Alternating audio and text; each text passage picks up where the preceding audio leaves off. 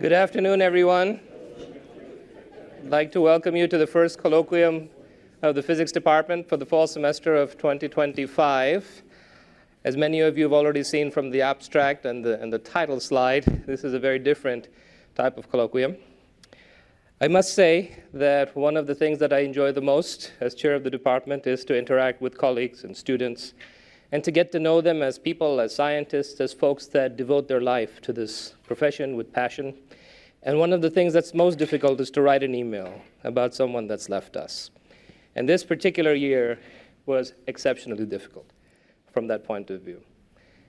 And when we look at this slide, we honor the contributions of our colleagues. We thought how to actually start the year with their memory. There will be events throughout the year, celebrating them in different ways, in their unique ways. But as a department, we owe it to our colleagues to have a very brief mention of all the things that they did, and that's how this colloquium came to be.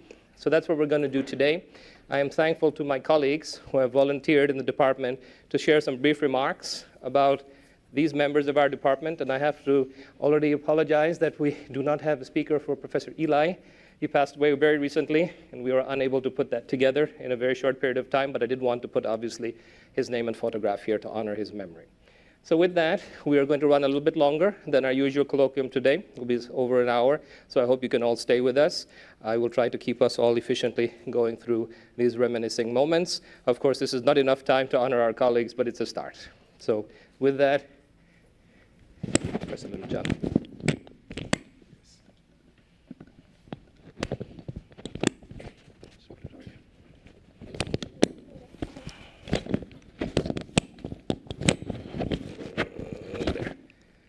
I just have two slides, so I'll ask you to switch at a certain point. Sounds good. Yeah.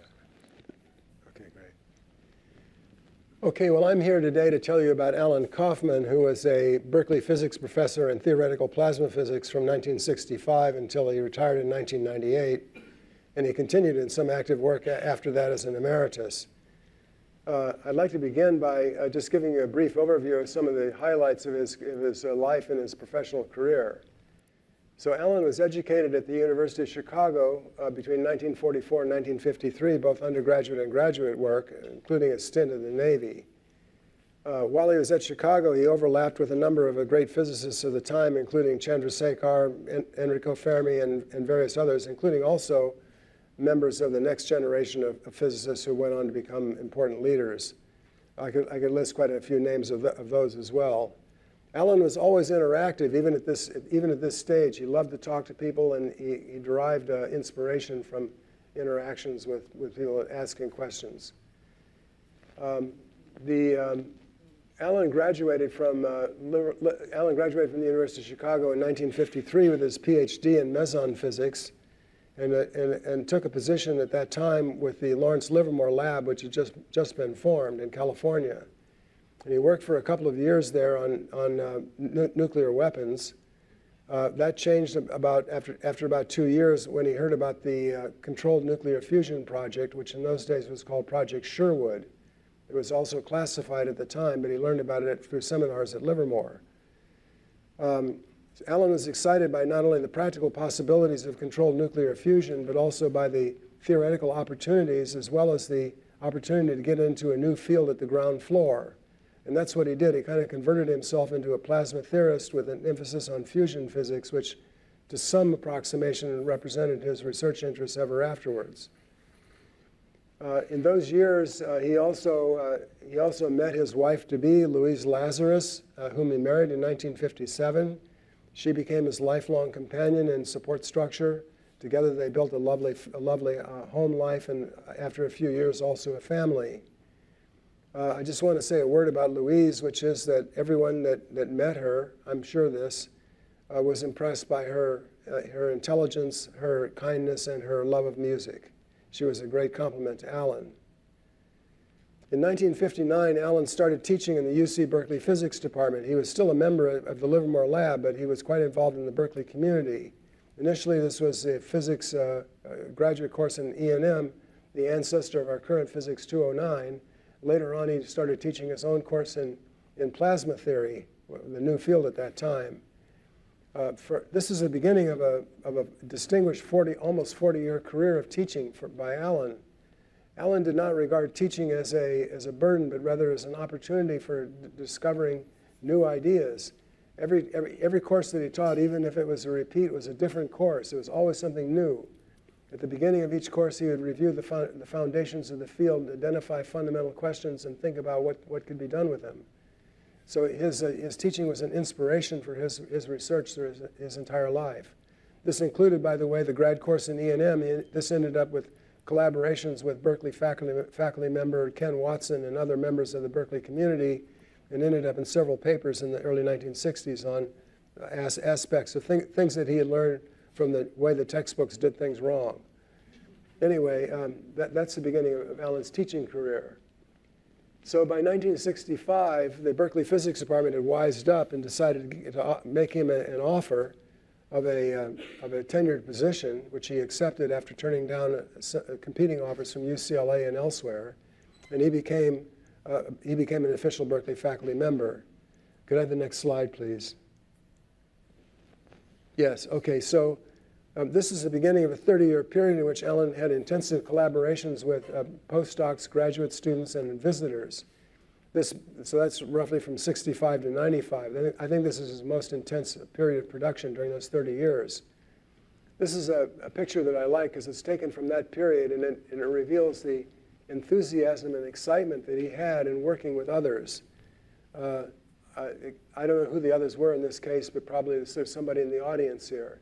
He would work for hours back and forth at the blackboard, working on the grand ideas. He tended to fly up in the clouds somewhat, working with the fundamental principles and leave the factors of two and so on for later on graduate students to fill in. But in any case, you can see the excitement that was involved in this, and it was very exciting.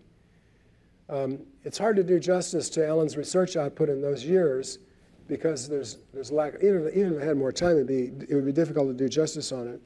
But during those years, he made major fundamental contributions to a number of areas that are fundamental in plasma theory, including wave chaos, wave kinetic equations, ponder motive effects, quasi-linear diffusion, mode conversion, and many other areas that are important for the field. Allan was always on the lookout for, let me say something about his collaborative style. Allan was very collaborative. He loved talking to people and created this extreme interactive environment.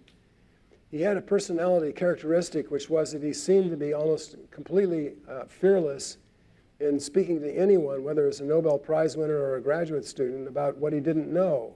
He was not afraid of showing his ignorance.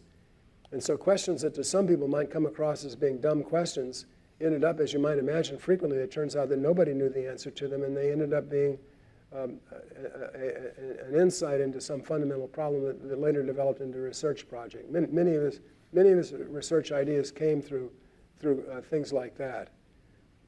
In any case, this is the years in question here were the ones that I know most familiar with are during the 1970s. During that period of time, Allan did his best to keep up on latest developments in mathematics and other areas, which he used as tools for his own theoretical work. He did a great job of keeping up not only with his own field, but also with developments in other fields as well. This is exemplified by his staying on top of the subject of chaos. In the early 1970s, there were very few physicists that had any idea what classical chaos meant, that it even existed. But Allan was one of them, and he was up on it. And he incorporated it into his thinking and his theoretical research during those years.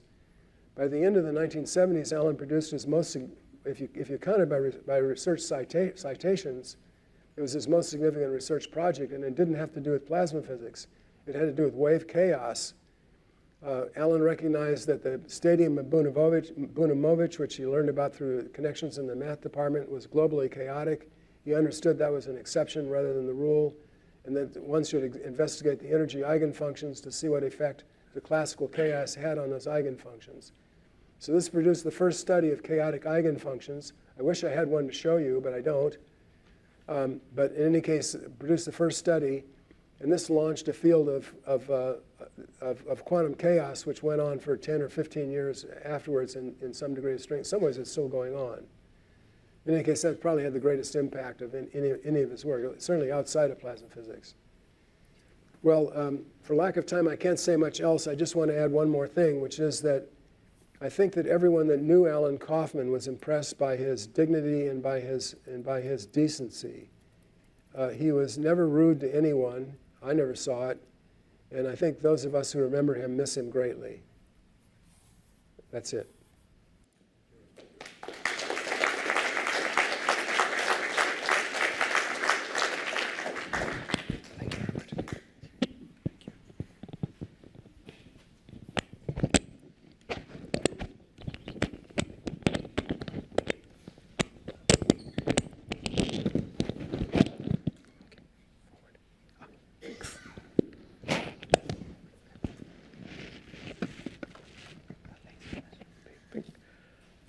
So it is an honor to talk about Korkut Bardakci, who he joined our physics department in 1966, and he lived for many years up in the Berkeley Hills. He and his spouse, Ruth Bardakci, often hosted new faculty members, and we would talk about topics from the Roman Empire to Korkut's interactions with Paul Dirac, when he was a research fellow at the Institute of Advanced Studies in the early 1960s.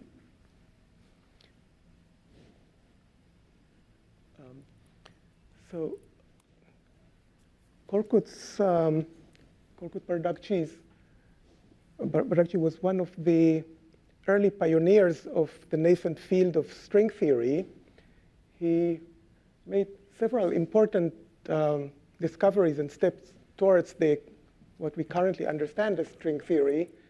In a seminal paper with Marty Halpern, who was also a friend and a colleague here at Berkeley, they did one of the first studies of how to incorporate fermions in string theory.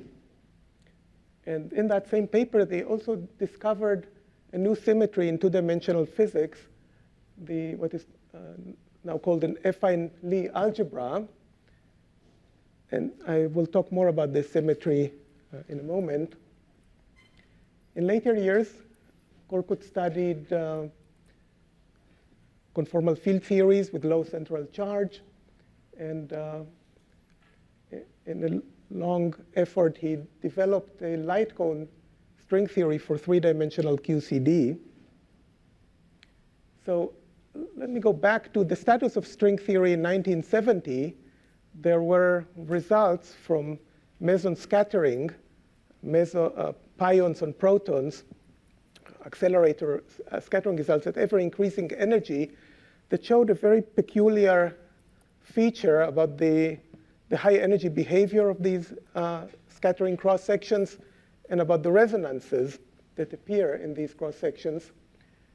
And string theory started with what was then called dual resonance models, when Gabriele Veneziano discovered in 1968 a theoretical model of a closed simple formula for the scattering cross-section of elastic scattering of two mesons. So, for example, a pion on a pion.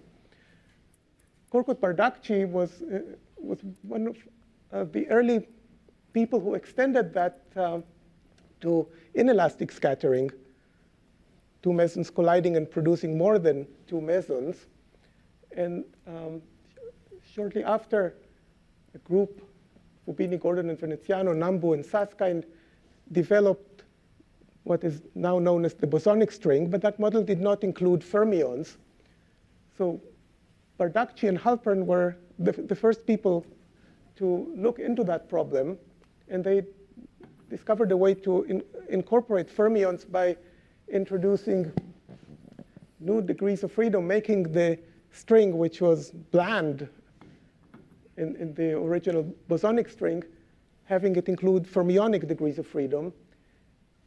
Eventually, the model that we now understand as the fermionic string is an antiferromagnet-like model known as the Ramon-Neveu-Schwarz model.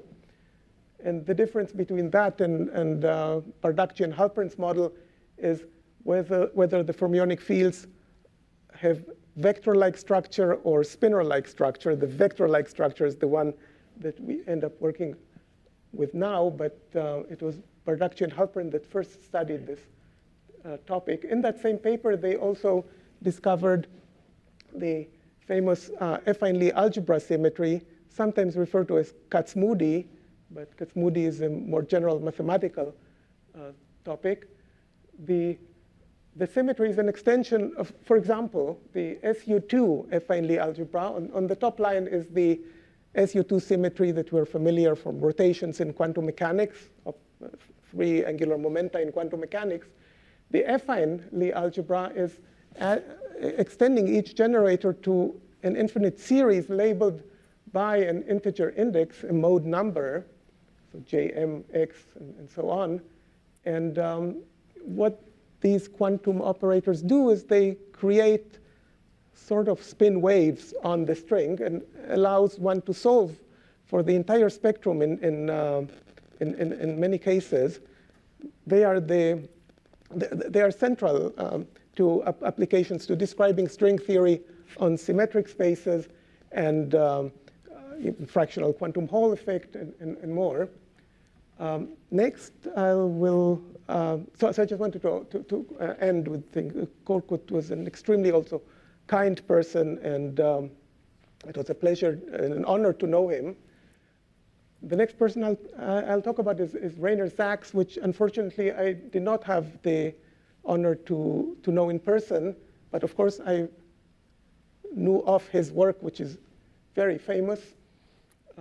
He worked on general relativity perturbations.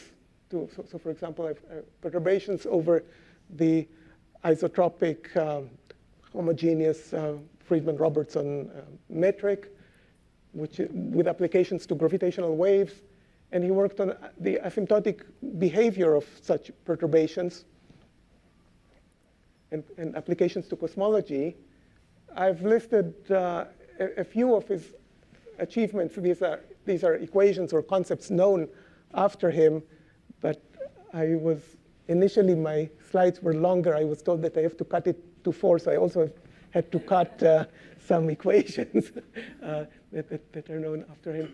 So the top equation is the Sachs equation. It describes the expansion of light rays.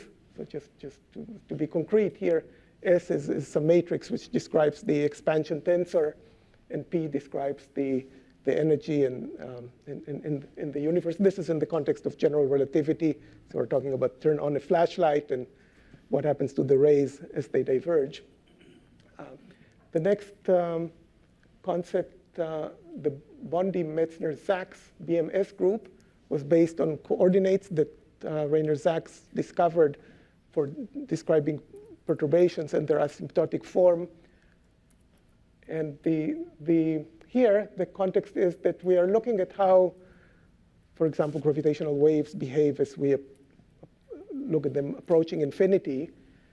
And U is the light-like coordinate. It's the time minus their distance from some origin, time minus the radius, and theta and phi are the angles. And the BMS group is a group of shifts in this coordinate that is angular dependent. By the importance of these transformations is that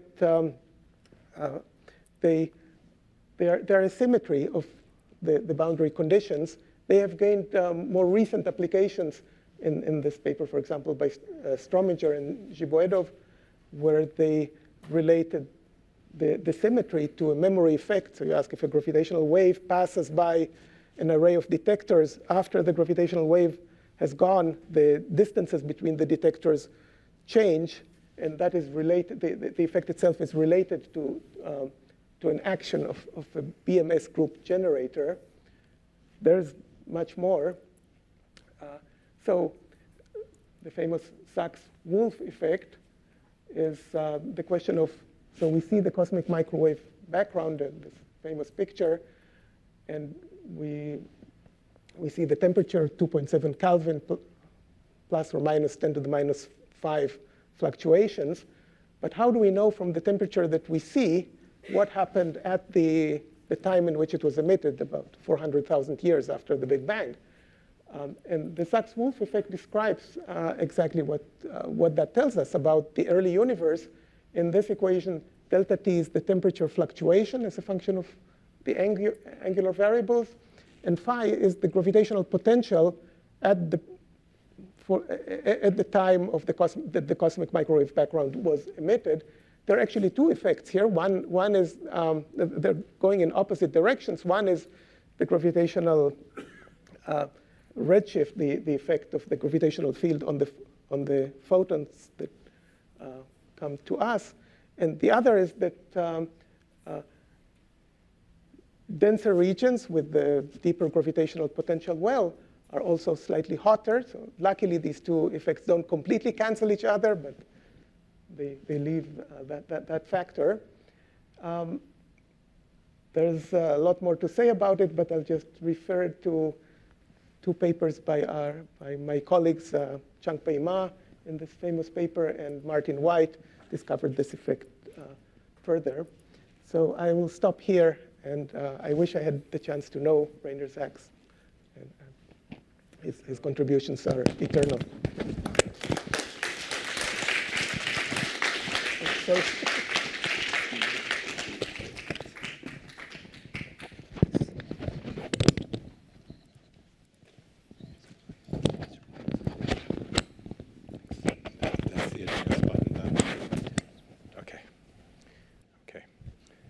let me start my presentation by recognizing Audrey Richards, who's here in the second row, Paul's wife, along with Elizabeth and Marianne, their daughters.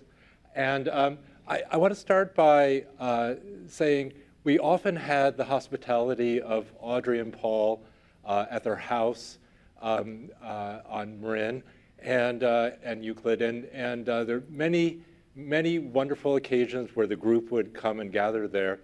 And I also remember Paul famously had a interest in winemaking, and he has a vineyard up at Mendocino. And so the whole crew would get invited up there and get up really early in the morning, and we all have very fond memories of that time and all the hospitality over the years. Okay, so given that I only have 4 slides, I have to jump right into the science that Paul did. And during my 4 slides, I'm going to discuss 2 extremely important breakthroughs that Paul pioneered in the history of cosmology. So let me go back to 1948. And people knew that the universe was expanding from Hubble. And this idea came up that the universe started with a bang, the so-called Big Bang. And people were thinking about that and realized that if that really is true, that the whole sky should be glowing with black body radiation. And for the non-physicists in the audience, black body radiation is a famous physics phenomenon that governs an incandescent light bulb spectrum, how it glows. Okay, so the realization was made that if the Big Bang did occur, the whole sky should be glowing like an incandescent light bulb at a few degrees Kelvin. That's a few degrees above absolute zero. It's fairly cold, but detectable. So then in 1965, that radiation was detected, very famously by Penzias and Wilson, who won the Nobel Prize for that observation. And so this idea is taking hold that the universe started with the Big Bang. So now we're up to the 1970s.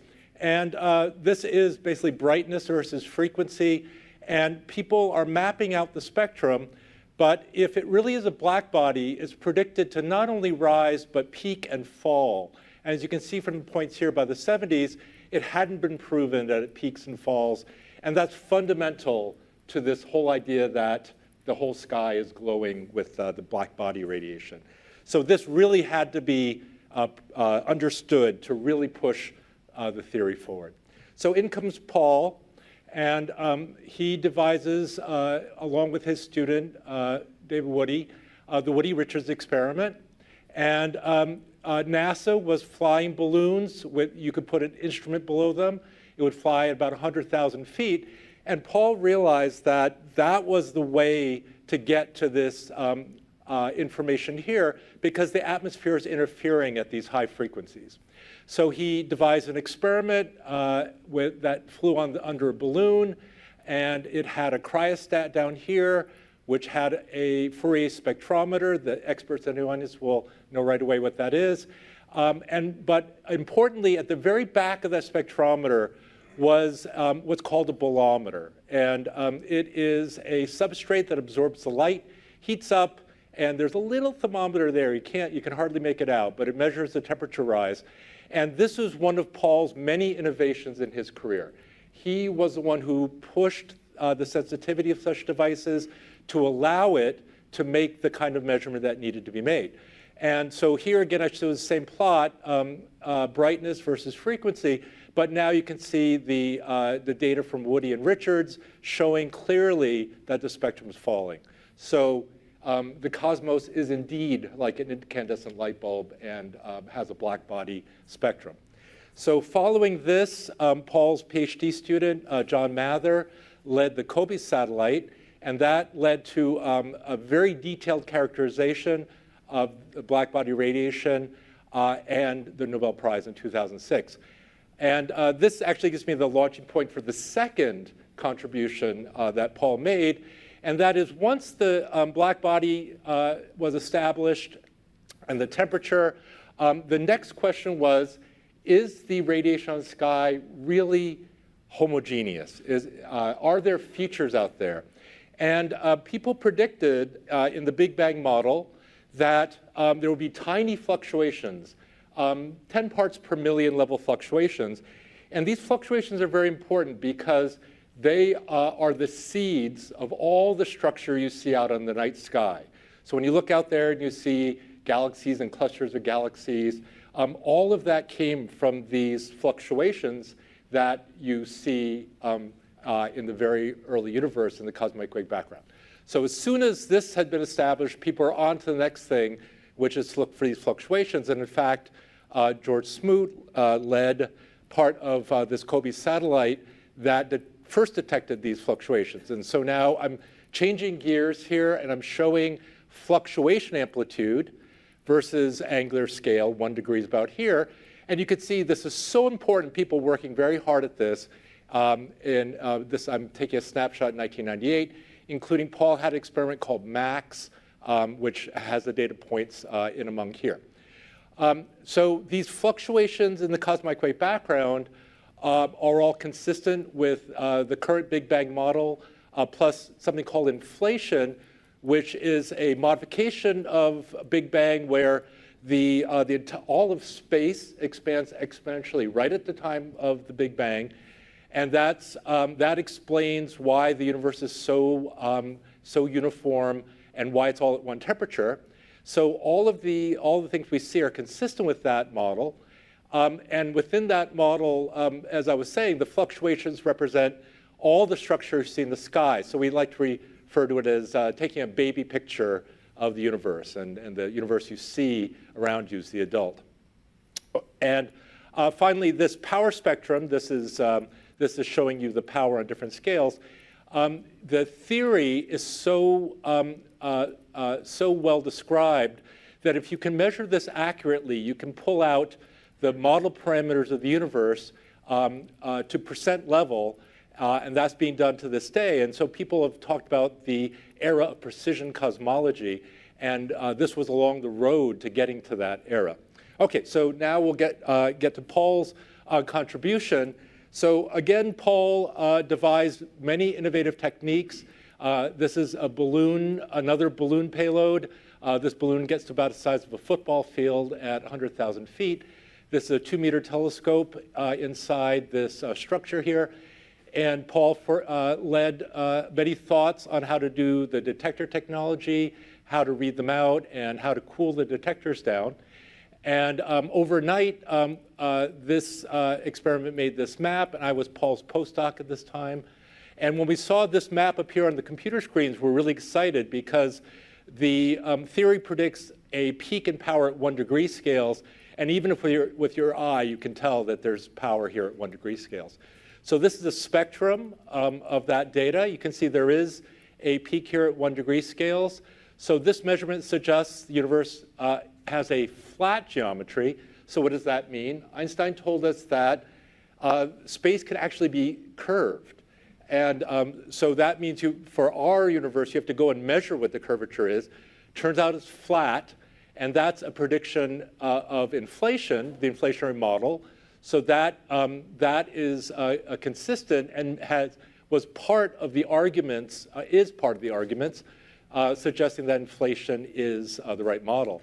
And then the fact that the universe is measured as flat, and then add in the observation that the universe is accelerating, and I cite Saul's paper, and Saul's here in the audience. If you combine these two data sets, you get one of the very basic things we can say about the universe today, that it's mostly dark energy, some dark matter, and a dollop of normal matter making up the stars. And that's what you'll read about in the textbooks today. And all these innovations helped push that picture. Okay, so I'm at the end of my 4 pages, but let me just end on Paul's influence on the CMB field as a scientist. And number one was his mentorship.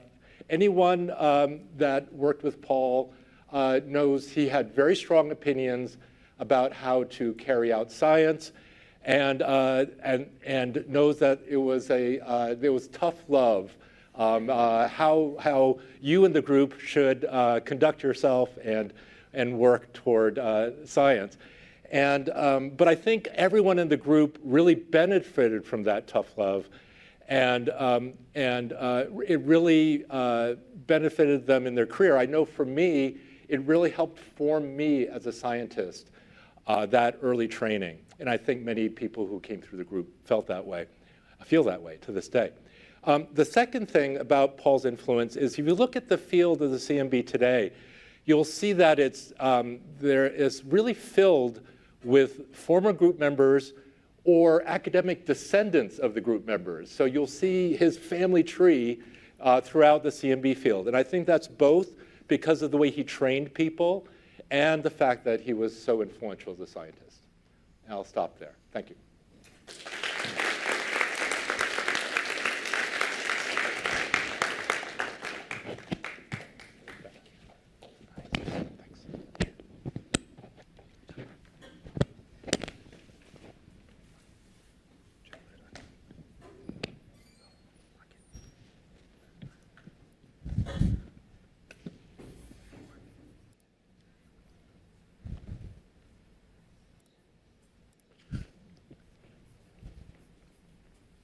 So it's perhaps unsurprising that the young Fajans here at age 17 at the high school competition, Westinghouse High School competition, ended up an experimental physicist over here. And I'm going to tell you a little bit about the intervening years. Before Joel got here, I'll say one thing, that he spent over 2 years in Afghanistan. His father was a physics professor teaching at Kabul University, and those were very formative years for him. So Joel had a long and a wonderful career as an experimental physicist, and this is Joel towards the last years of his life. But before I get, this is an unusual plans, before I get there, let me tell you a little bit about Joel's undergraduate career. He did his undergraduate degree at MIT. After placing 5th in the competition and looking at his high school record, he decided, hey, I'm going to get into MIT. He only applied to MIT, and he got in. He graduated in electrical engineering. He immediately began working in graduate school with Professor George McAfee on free electron lasers. At the time, free electron lasers it wasn't clear how they worked. This was the early 1980s. And Joel's job was to build a microwave free electron laser. And already in his initial graduate career, those of you who worked with him, and some of you are in the audience, you will have identified Joel's modus operandi. He built his own device as much as possible. He modeled his magnetic fields. He modeled his particle orbits. He had a theory as much as he could for the operation of the device. He fought with theorists, and he criticized experimental work elsewhere that was poorly done. And that was a winning thing for Joel because he ended up with the thesis prize in 1985 from the Hertz Foundation and the plasma physics prize for the same year for best thesis. So all of Joel's sort of modus operandi was there right then and there. And it really didn't change over the years. I'll tell you one personal story about Joel. I started working with him when I first met him in 1984. I was about a year ahead of him academically. And I came to MIT to give a interview talk for a postdoc. And I was doing free electron laser theory at the time. And I came up and some guy, poorly dressed, kind of young, with a beard, uncombed hair, comes up and says, comments on my talk, useless theory. I kind of looked at him and I said, well, I thought to myself, well, he's not going to really determine if I'm hired or not. So I said to him, what are you working on? And he said, free electron laser. And I said, great, I can simulate it. And so our first Fiserv letter came out a year and a half later.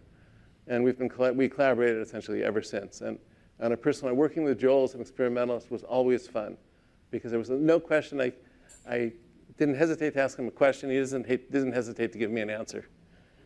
So we had a really good time together. So Joel didn't take the easy route. Free electron lasers were part of Star Wars. Jokingly, free electron lasers were the only thing shot down by Star Wars back in the day. But he decided to go do a postdoc in San Diego on non-neutral plasma physics. That's plasmas with a single charged particle inside. And they're confined in what are now known as Momberg penning traps. That's up here. There's your plasma. For the non-experts, that's just a bunch of particles of one sign of charge that rotate around in this magnetic field and are confined with voltages on the left and right.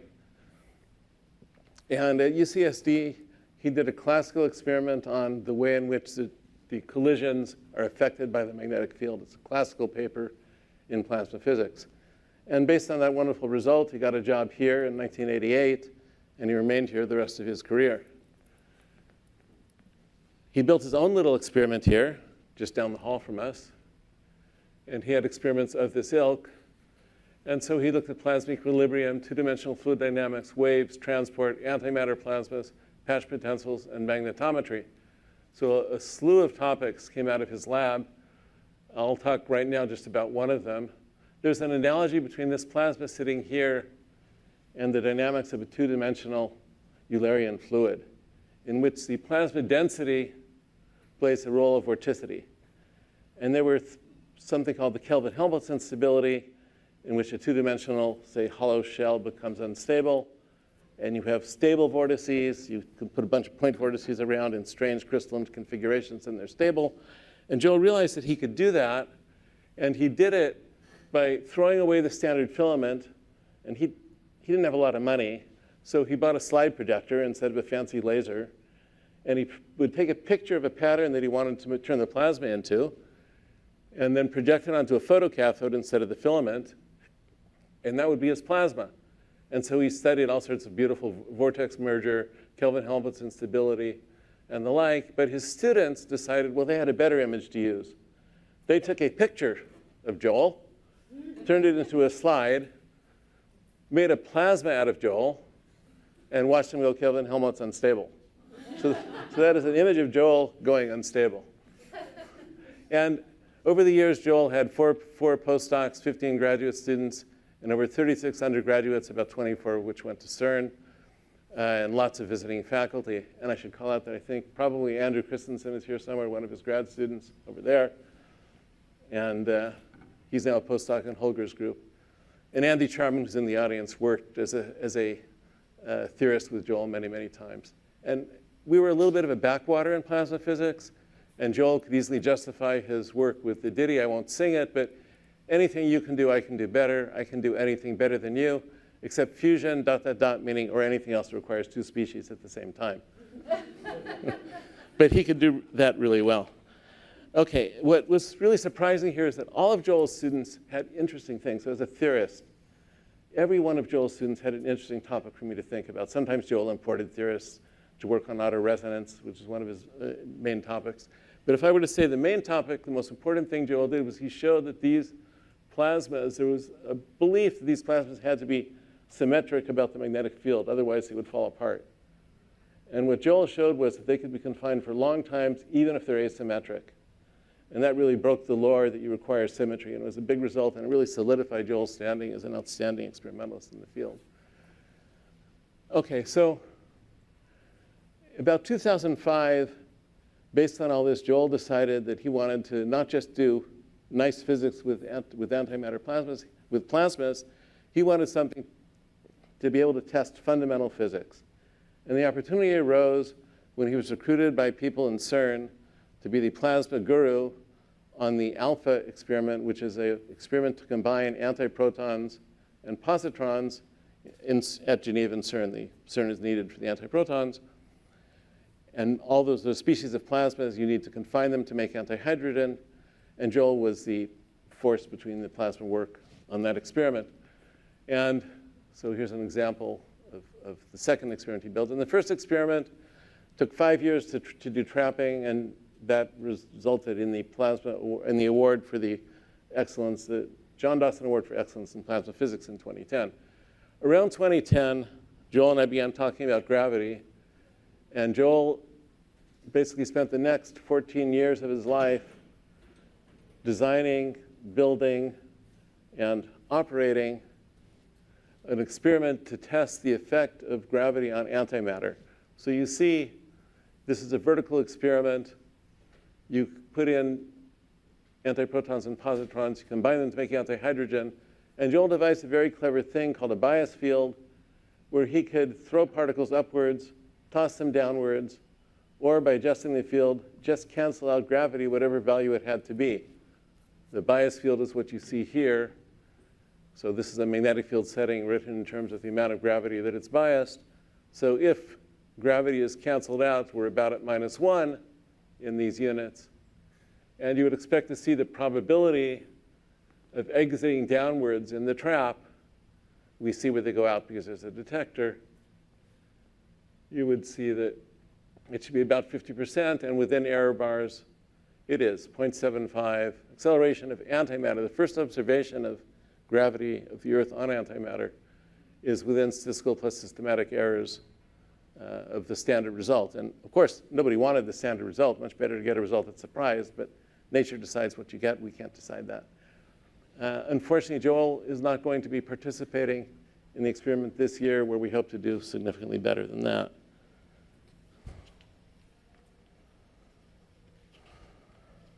I'll just say that his students on this experiment did fantastically important work. Celeste did a new way of controlling antimatter plasmas, and Andrew Christensen and Eric Hunter did magnetometry in our postdoc, along with Andy Charman, worked out some of the Bayesian statistics. Okay, let me say a couple words about teaching. So for teaching, that was 111A. I don't know if anybody here except for Andrew went through 111A, but 111A is our electronics course, and this for Joel was his real passion for teaching. He developed this course. He was very proud of his students, and some of them wrote afterwards that this really changed their lives. Being able to go through this course and to learn electronics from Joel changed their lives, and they became experimentalists because of it. So he was very happy with that. He also used it to recruit his favorite students to go to CERN for the summer. So it worked in 2 ways. And during the pandemic, he and Bill Helsapfel worked really hard to change everything to kits.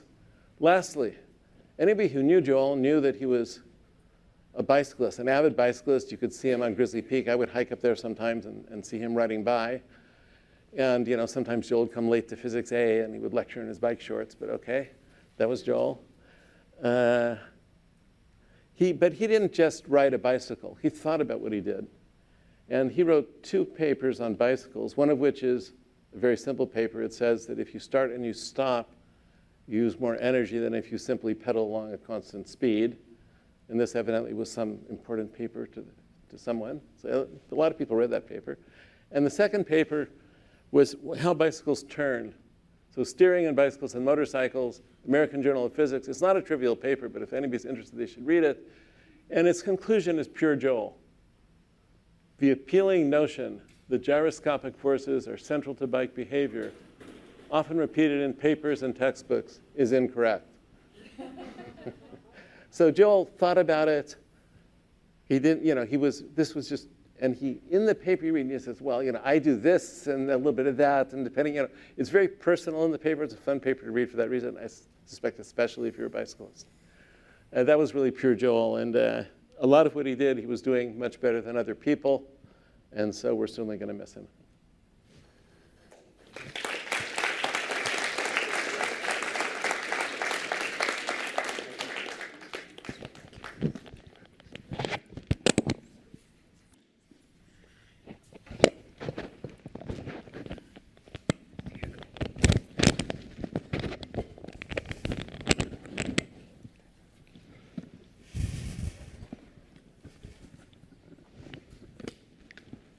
Go around the other side.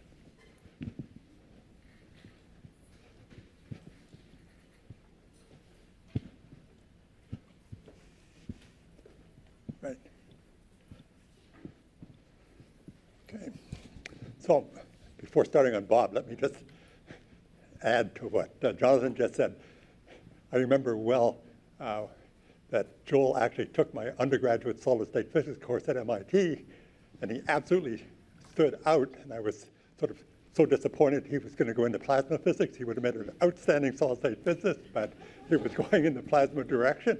And when of course, I wondered what happened to this exceptional student in my undergraduate course, and then I turned up here at MIT, and here he was, right?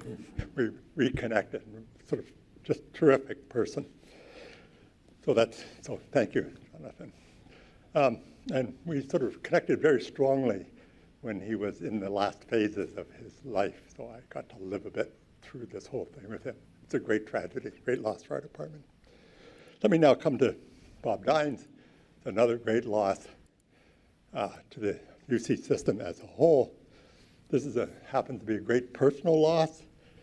Bob and I have been strong personal friends. We're for the last 55 years. Don't have that many close personal friends for 55 years. We're both Canadians from Southern Ontario, both first in our families to graduate from college. In my case, I'm the first in my family to finish high school, believe it or not. That's what happens when you grow up in poverty.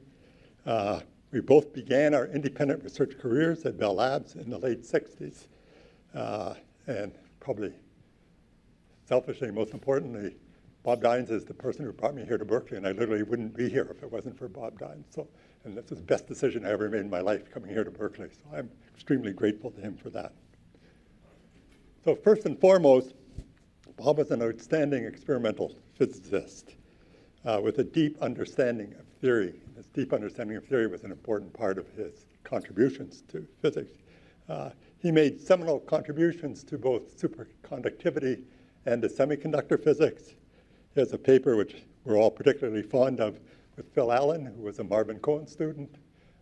Phil Allan's a Berkeley product, on strong coupled superconductors, which to this day has, I think, garnered over 3,000 citations, and to this day collects 200 citations every year. Most of us would love to have any publication that collects 200 citations every year. And he did similarly important work with great outstanding collaborators like Venki Narayanamurthy and Dave Bishop. Bob worked at Bell Labs for 22 years, and then in the early 90s decided to make, at Bell Labs he ended up as the director of chemical physics. And in 1991, he decided to leave Bell and join academia, so he went to UC San Diego. We were trying to recruit him here to Berkeley, but sadly that didn't work out. He ended up at that time at San Diego. So he came there in 1991, I think, committed to spending all of his time doing physics. That didn't quite work out because I think a year later he was chair of the department. 2 years after that he was the provost. And 2 years after that he was the chancellor of UC San Diego. So in 5 years he went from being a faculty member who was just going to do physics to the chancellor of the entire university. Okay. He, of course, but Bob maintained an active research life throughout his entire career, including during the time that he was chancellor and even when he was president of the system. That would be the part that's relevant to Berkeley. He did a lot of things at San Diego. One of the things that's, I think, turned out to be singularly important is he created a charter school on the San Diego campus. And that charter school was for was focused on low-income and minority students, set a precedent, actually. And it showed that Bob had not forgotten his own upbringing. Okay? And this is a singularly important contribution that Bob made at that time. Okay? In 2004, so he continued on as chancellor, and in 2004 became president of the University of California. And he served in that role until the financial debacle of 2008. And then at that point, decided that he would transition back to being a professor again after everything all of us went through in administration in 2008. But that meant that because Bob always kept active research going, that during his period as president of the entire system, he also managed to establish a physics lab here at Berkeley, a productive physics lab, so which was short-lived, unfortunately, but pretty extraordinary. In 2008, in the midst of the incredible turmoil, as I just said, Bob decided that he would return to UC San Diego, where he, until very recently, had a very productive research program. It happened that a significant part of that research program was in collaboration with one of my former postdocs, Alex Freno, who, when I first met him, was an undocumented student and went from there in rapid order to, with the help of 2 lawyers and an extraordinary story, managed to get a visa to work in the United States, got married, became an American citizen, and got tenure at UC San Diego. Anyway, so he and Bob Dynes, this was a natural fit, and they bonded extraordinarily well. And they worked together right up until the time that Bob had his terrible accident and passed away. Okay? And this broke not just my heart, but Alex Freno's, et cetera. Of course, Bob won many awards. This included the London Award in low temperature physics, memberships in all the academies, the National Academy and the American Academy, et cetera. He played a leadership role in many National Academy of Science committees. At an event for him, Marcia McNutt, the past president of the National Academy of Science, went through a list of, I think he served on 40 different National Academy committees. Extraordinary. I happened to serve on I think his last one, where we all owe him for what he did on that committee. That committee, and I got to see his effectiveness again on sort of very close up. That committee was called Protecting U.S. Technological Advantage. And you don't have to know too much about current politics to know what that committee was really about. Okay. It was dominated by national security people, and Bob and I were there to represent basic research. And we realized most of the way through that this was not going in the right direction and would not be good for physics, would not be good for Berkeley kind of physics department, and was basically going to end up concluding that certain kinds of people should no longer be allowed to participate in the American enterprise. So we took the offense on that. Bob took the offense. We actually managed to completely redirect the committee and to help them to understand that foreign national scientists, Irfan, I don't have to convince you of this, or myself, play a fundamental role in actually protecting U.S. technology. That is that those of us who were born in other countries, including China, right, are a net positive, not a net negative. And the committee came out that way. That would not have happened without Bob Dynes on the committee. And he was just extraordinarily effective at those kinds of actions. And so we all owe him for that. So we're fortunate to have had Bob here at UC Berkeley. I wish we'd had him for more than 4 years, but even then he managed to have a huge impact.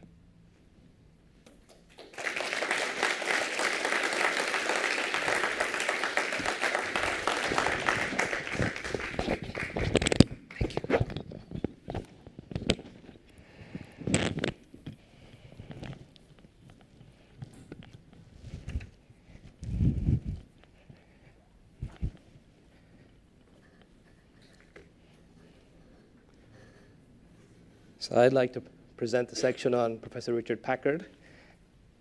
I first met Richard in 2005, right, when I first came to Berkeley. And of course, I had known about his wonderful experiments, and I'll show you about some of them. And I got to tell you, I was scared. Right? He had this office on first floor of Burge, and I didn't know what would happen. He worked on superfluids, I worked on superconductors. And to my surprise, the only thing he wanted to do was to figure out how to help your research. That's the person he was. He said, how could I help? How can I make it better? Teach me, learn from me. And that was incredible. It was incredible to experience that. He was also extremely intense about anything that he did. Right? So I remember this meeting, he asked me the question, well, how do you measure temperature? Right? And low temperature physicists, we all have our own ways of measuring temperature. And the usual way to do this, whether it's a bolometer or what have you, you would take some resistor and you calibrate it, but not for Richard. He said, well, I would never believe in an axis, where you really didn't calibrate it with 6/9 purity platinum and did NMR below 1 millikelvin temperature. But that was the experiment for Richard. He would spend years measuring temperature on that. And that was the intensity with which he did his science. And in fact, it was the intensity with which he lived his life. Right? And in fact, he was an avid boater. And a few months, his illness was rather rapid onset. So it took many of us by surprise. So we were sailing not too long ago. That was my last interaction with Richard. And he gave me this document after that in an email. And he said, this is my 118-page story of my life. And I said, Richard, why are you sharing this with me now? Well, now it's kind of obvious, right? So nonetheless, if you read this, I do encourage you to do that. It's a very, very interesting life, a very thankful man, thinking about all the blessings that he had all the way through. So that's really the person that he was, extremely intense in many ways, extremely helpful. And the science was really beautiful. So this is a snapshot of some of the things that he did starting from graduate school. He graduated from the University of Michigan in 1969. His thesis work was really to look at superfluids, in particular superfluid helium. So if you take any fluid or any material and you cool it down enough, depending on whether the molecules like each other or don't like each other, they may start to work together. And if they're bosons, they like to work together at higher temperatures. So for helium, that's below 2 degrees Kelvin. So Richard's thesis experiment was at 1 degree Kelvin. And he was really trying to prove this idea that Feynman had, that if you have a superfluid and you shake it up, well, how is it going to shake? Well, it'll have little vortices. It'll have little whirlpools in there. So the experiment that Richard did was to put electrons on each one of these vortices and count the number of electrons or look at the current. And then you could see these vortices. That was the experiment that he did. And then he wanted to come to Berkeley, right? And he wanted to do a postdoc with Fred Rife. Many of us know Fred Rife and the book of Fred Rife in statistical mechanics. But Fred was not taking on any more students. He said he was kind of done. So there's an interesting story in this memoir. Richard's wife, Rose, is in the medical field, in the nursing field. And it turns out Fred, basically on some trip, got food poisoning or got ill.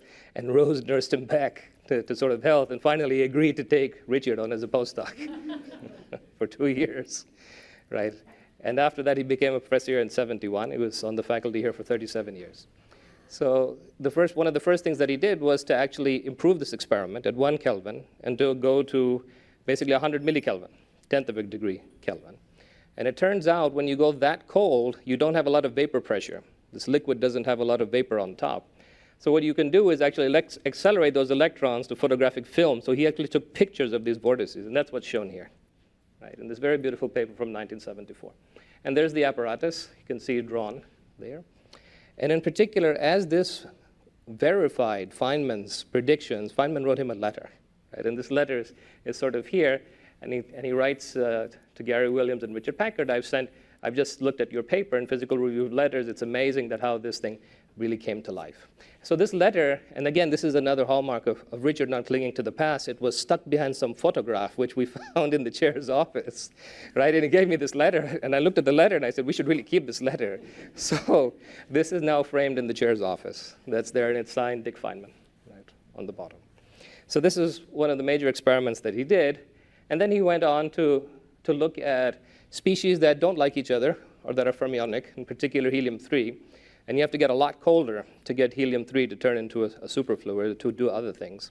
In particular, it was, in this experiment, I think it was 250 microkelvin. So he's going well below 1 millikelvin.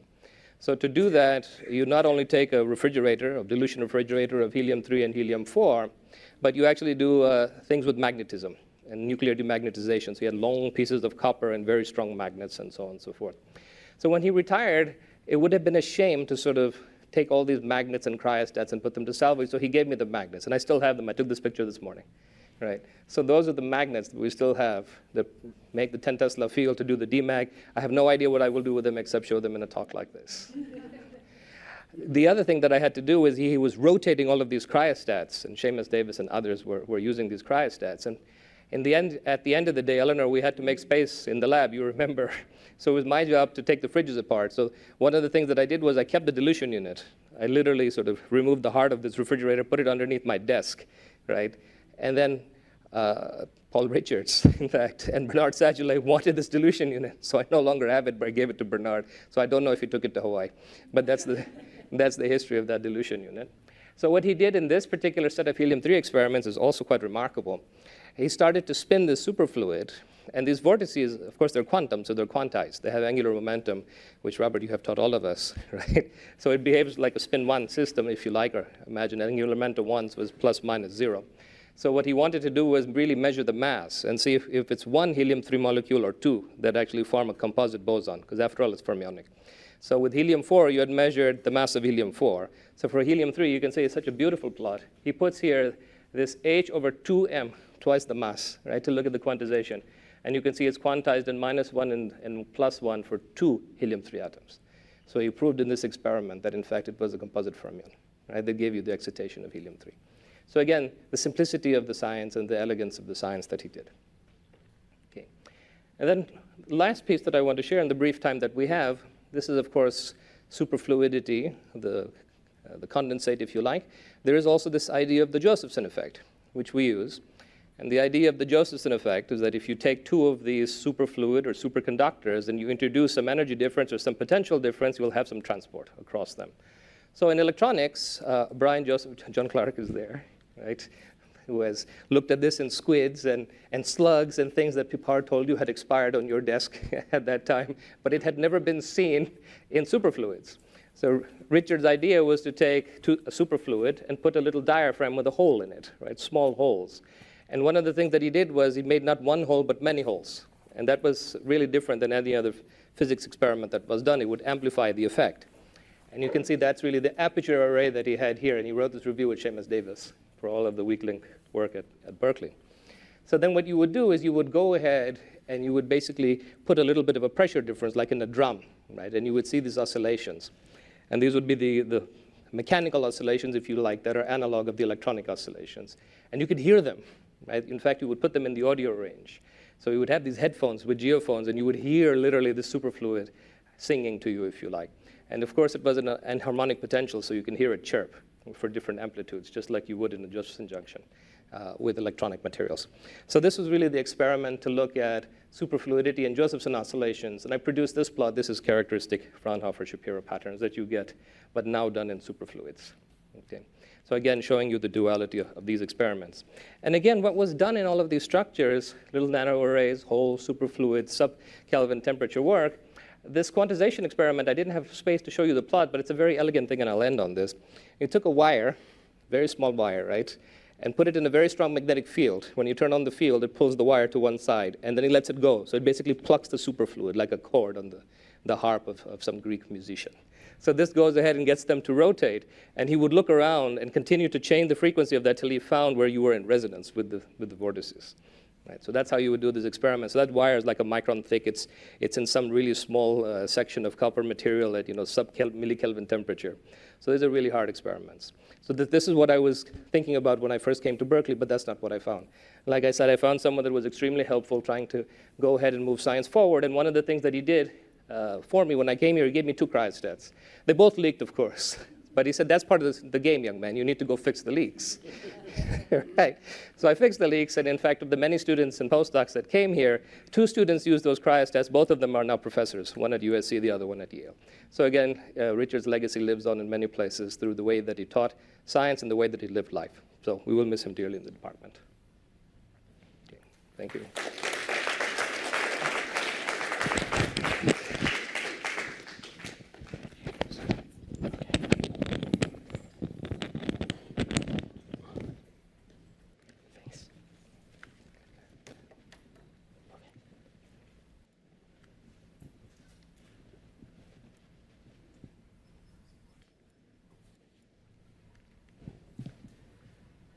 Okay, I have the honor to present the Professor Herbert Steiner. You see, okay, he was a very remarkable, okay, is this one? Okay. Yeah, he was a very remarkable, okay, human being. So first of all, okay, let me introduce, okay, Herb by going through his academic, okay, career. So you can see, Herb actually spent, altogether 77 years, okay, at Berkeley. So in the beginning, okay, he was an undergrad here, and then after that, then he did, okay, his PhD with Professor, okay, Sachs. Now at that time, the community, was still trying to understand the nuclear fission. And Herb's, okay, the thesis, okay, on this topic, okay, was very timely. Now, after, okay, he got his PhD, then he became a researcher physicist of, the UC, okay, radiation lab, which is, okay, now called, okay, the, LBL or LBNL. At the same time, okay, he was also the lecturer of our department. And then by, the 61, then he joined the faculty in physics. And then, in 92 to 95, okay, he became, the department chair. And, we got, okay, say, this, okay, drawing, okay, from, okay, his brother. So you can see, okay, they say the day of glory, okay, has, arrived, all right? So besides, okay, being, okay, say, our leader, actually, okay, I was learned that, okay, Herb was a very devoted, okay, teacher. So he was very popular. As a matter of fact, a lot of the time, okay, there was a queue of students, okay, waiting in line to talk to him, okay, during the discussion hours. And also later on, okay, I will tell you a little bit more about, okay, his devotion to education. And then, by the beginning of this millennium, Herb, okay, finally retired, but, okay, he remained, okay, very active until, okay, he passed away, okay, early this year. So now let me, okay, just, okay, summarize, okay, what Herb has done, okay, in research, okay, during, okay, his whole life. So while, okay, he was busy with his PhD thesis, actually, okay, he also, okay, participated, okay, in the experiment designed, okay, to discover the antiproton, okay, in Beffertron, which is, okay, 10 minutes, okay, from here. And you can see, okay, both, okay, Professor, okay, Chamberlain and Professor Sachs, certainly acknowledge, okay, the significant contribution of Herb, okay, in this experiment, okay, in the Nobel lectures. Now, and also, okay, at that time, besides, okay, the discovery of the antiproton, actually Berkeley was the center for discovering, okay, a large number of particles and resonances. So after, okay, say the PhD, Herb then decided, okay, to spend time determining, the spin and also the parity of all those, okay, new particles. Now, it turns out that this is very important because, okay, in the early, okay, the 60s, Kaufman and Schweitzer had proposed, okay, something they call the eightfold weights just based on, okay, group theory. However, in order, okay, to check, okay, say the idea, we did have to use, okay, experimental, okay, measurements. So therefore, Herb's work, okay, certainly, okay, play a role in confirming, okay, the eightfold weight, which is later on, okay, becoming, okay, what we call now, okay, the quark model, which is, okay, certainly, one of the cornerstone of, okay, the particle physics. Now, this is not the only thing, okay, that Herb did, okay, during this time. In parallel, actually, okay, he was actively involved in pioneer, the design and construction of a polarized, okay, hydrogen target. So with, okay, say this, okay, polarized hydrogen target, Professor Chamberlain and Herb and so on, they did a series of polarization experiments, at Berkeley. And towards, okay, the end of the decade, Herb, okay, took advantage of his sabbatical leave. He went to CERN to work with the Professor George Sharpak on the development of the multi-wire proportional chamber. Now later on, Professor Sharpak received the Nobel Prize. So therefore, you can see Herb certainly has a very good taste of physics, right? He involved in two major the discovery in particle physics. Now, the importance of the wire chamber is nowadays essentially in many of the experimental experiments in particle physics, we have to take advantage of this device. As a matter of fact, I owe Herb a lot because after I joined the faculty here in '89, I had one experiment requiring me to build some very state-of-the-art wire chamber. And Herb, with his expertise, he essentially helped me, to get, say, my experiment going. So therefore, I owe Herb a lot. Now, after, say, this decade, then Herb also involved in another round of very important experiment. By that time, the bevatron started to accelerate heavy ions. So I believe probably this is sort of say the birth of say heavy ion experiments. So Herb worked with some Japanese colleagues and so on, and did this first series of heavy ion experiments at Berkeley. And also at the same time, Fermilab started to provide the high energy protons. Then Professor Chamberlain and Herb moved their polarization experiment from Berkeley to Fermilab to continue to do a lot of pioneer polarization experiment over there. Now then, by the 80s, people start to say think about how to test another missing link in particle physics, because in interaction we only have say the left-handed current involved. So then the question is does the right-handed current occur or not?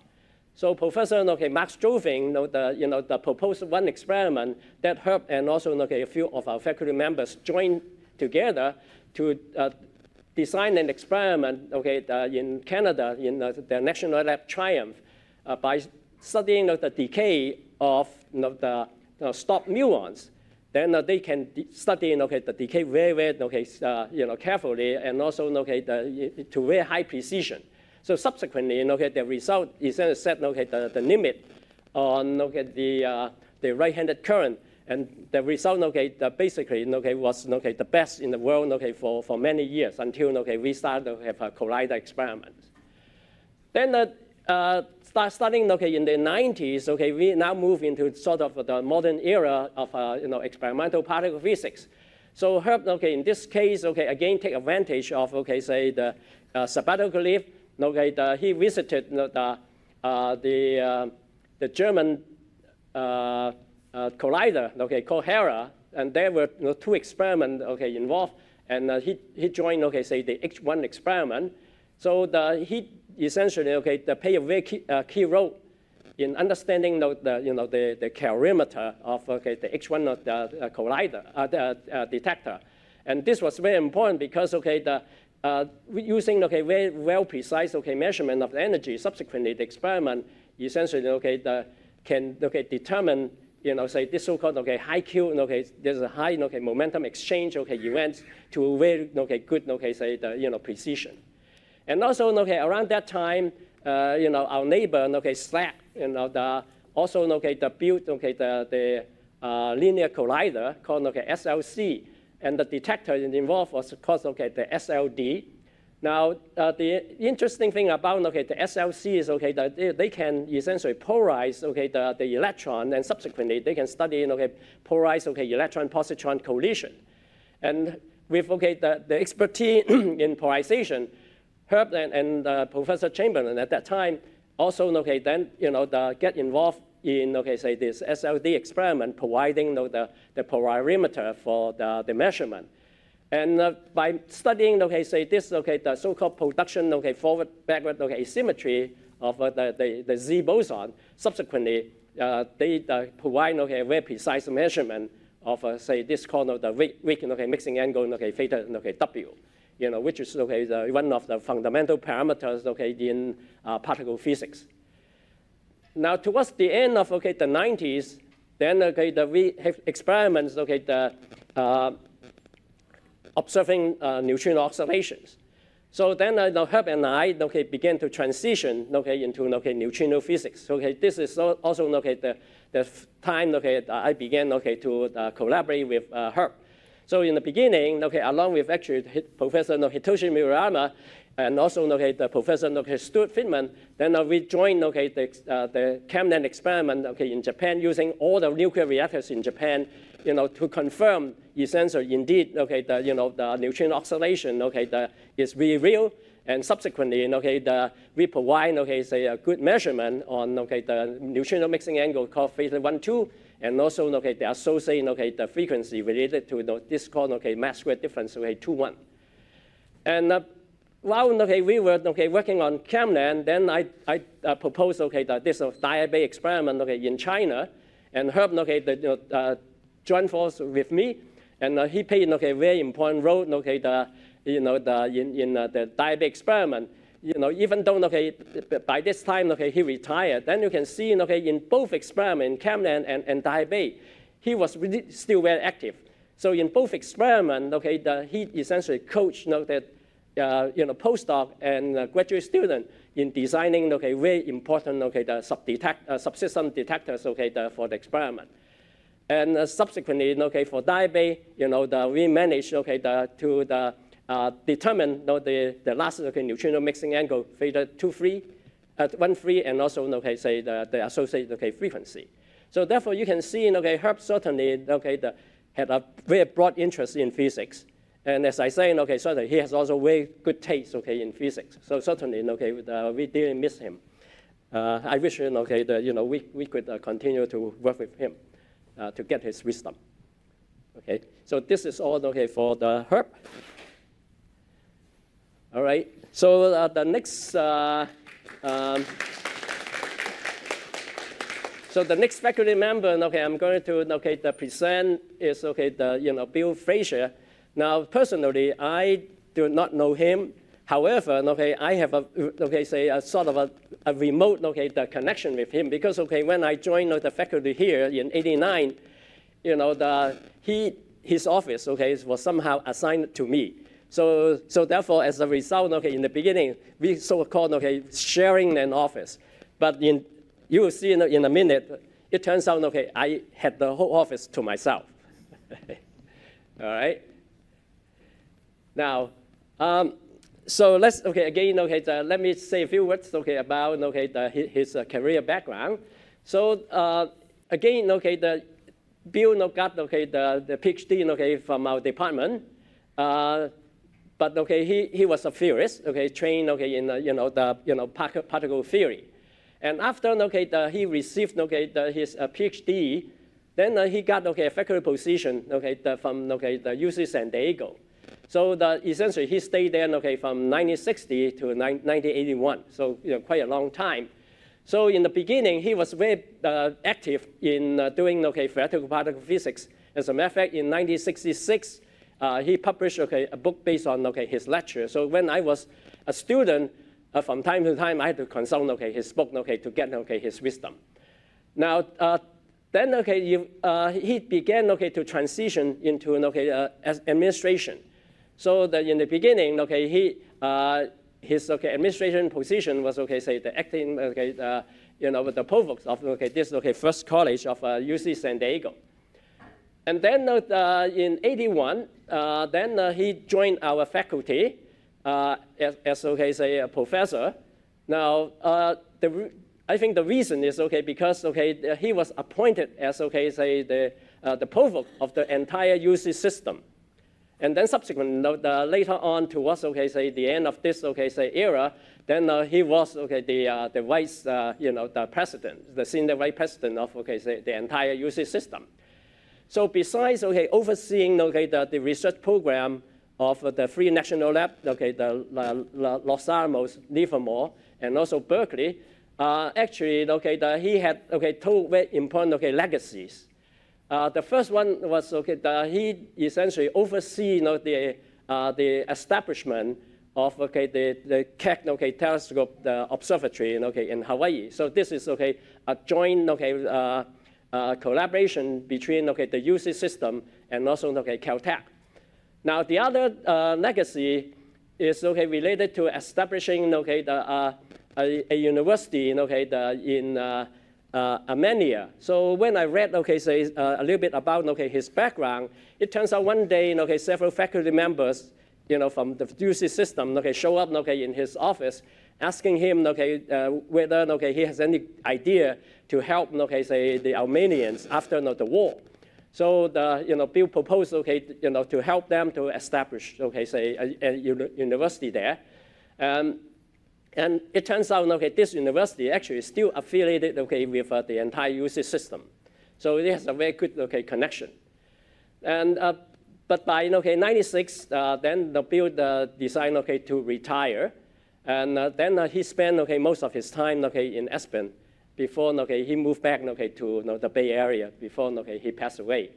Now he has certainly quite a number of honors. So he was a Stone Fellow, a Guggenheim Fellow, and also the APS Fellow.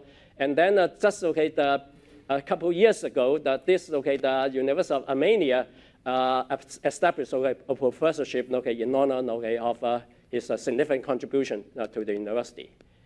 So that's all I have for that. Yeah. Thank you. And Professor Murayama will give the final presentation.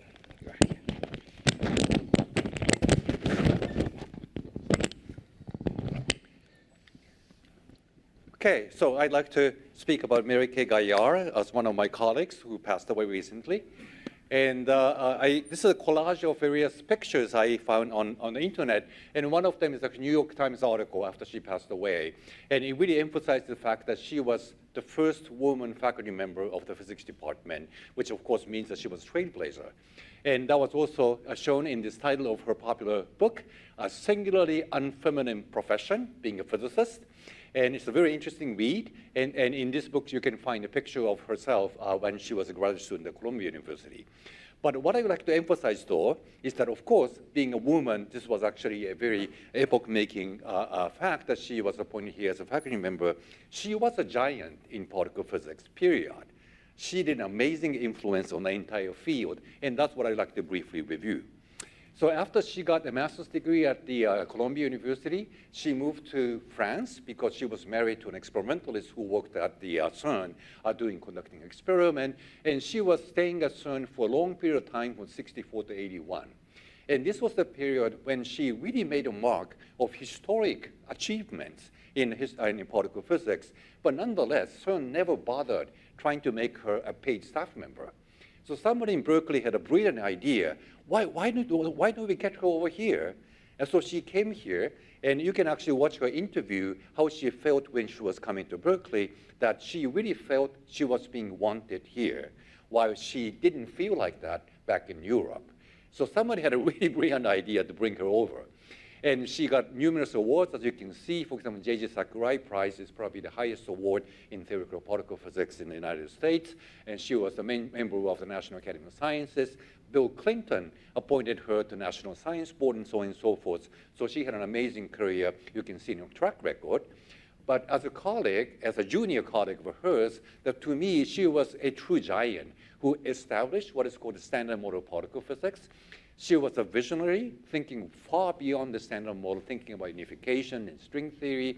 She was an amazing, competent theorist who could really calculate very complicated processes, as I can mention in a few slides after this. And she was a true inspiration for me. And she was also a very warm person as a junior faculty member starting up under very stressful period before getting tenure. She was a great support and mentor for me.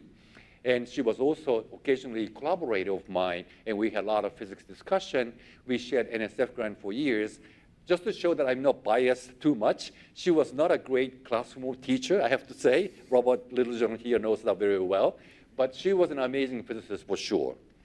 And just to flash on several of her really historic achievements, she predicted a new quark that was not known at that time and predicted its mass before it was discovered. That's probably her best known work. And so she took the idea called quark model very seriously before the rest of the community really embraced that idea, because this was such a very strange theory. The protons and neutrons in a body are supposed to be made of quarks. They have 3 colors, so they're beautiful, but you never get to see them because they are confined, and that sounds like an internet scam to me.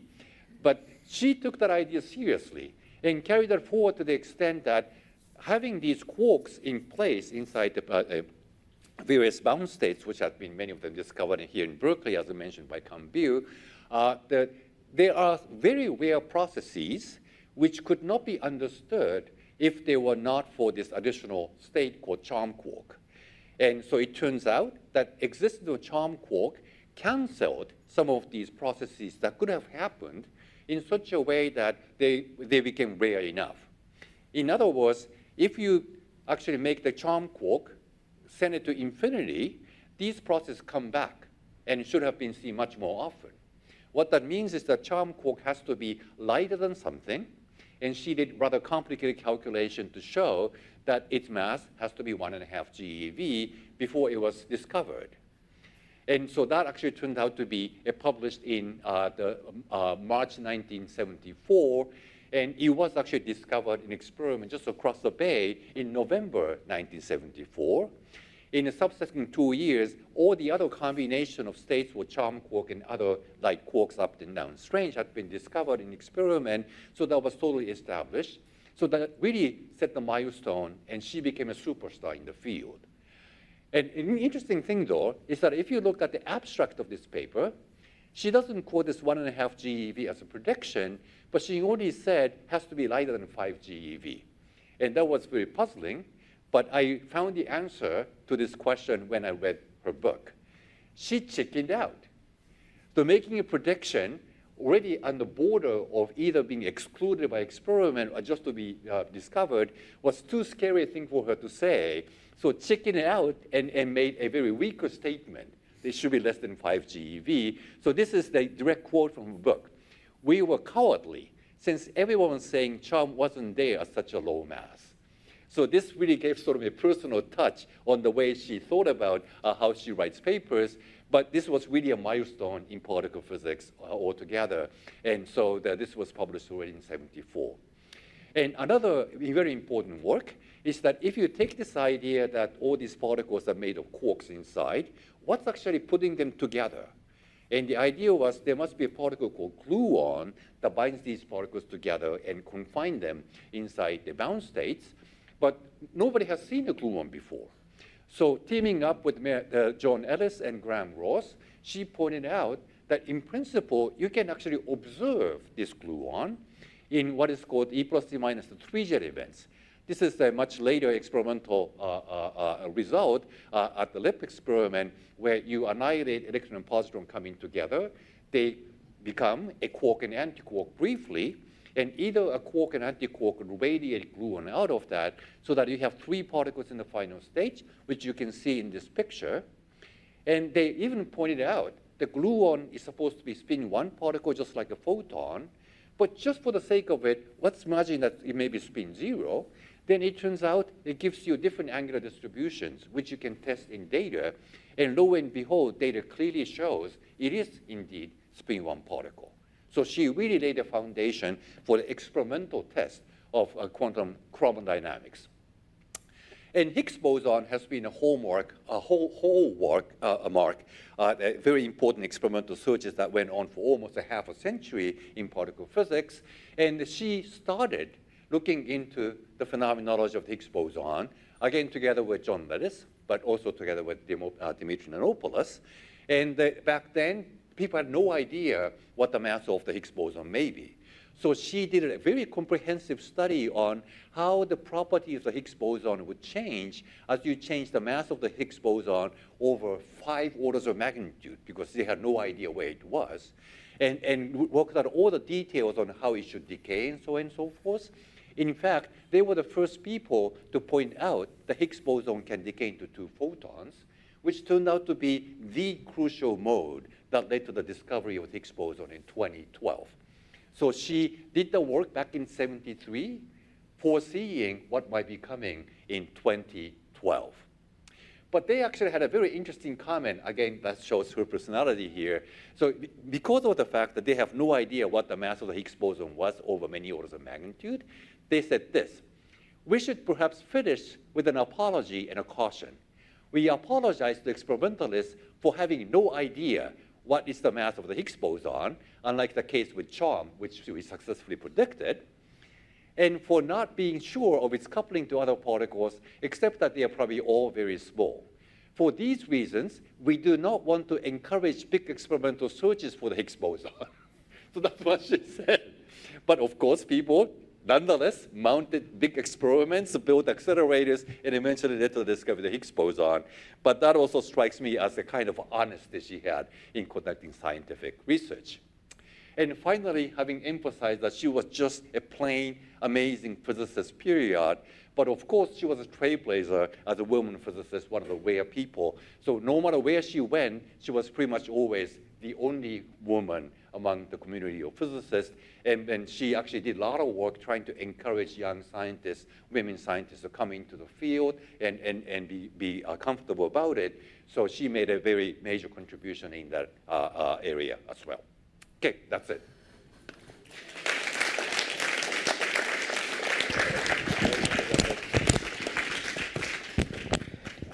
Okay, so I want to thank everyone for joining us this afternoon for this arrangement of talks that we had to remember our colleagues. I want to thank all the speakers for joining us today.